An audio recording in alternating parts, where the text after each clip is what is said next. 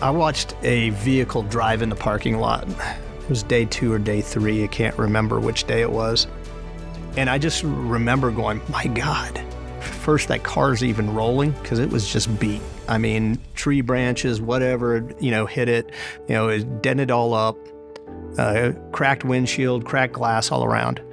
And I just remember as I started looking, you couldn't see anything in the vehicle except a little old lady and the car packed to the ceiling.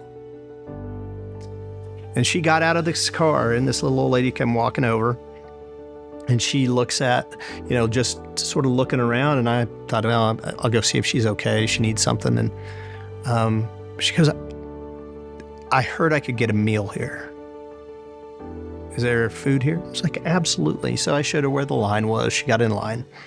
And a little while later, I see her off to the side. She's got her little clamshell with her pulled pork sandwich and whatnot in it.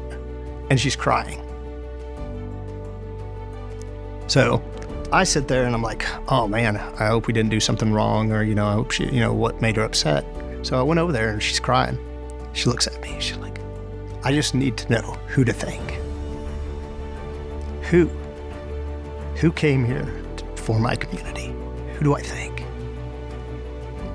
And whenever I'm having one of those down days, whenever you're on a disaster and it's not going the way you want it, or whenever you're out there, I think back to this little old lady who was just thankful that somebody came to the community. Somebody came and, showed the community love, that they weren't forgotten during this terrible time in their life. And I remember that. I remember her face. I remember, as she drove off later going, man, that was everything she probably could find on her lawn, in her house, piled into that car, because that's pretty much all she had left.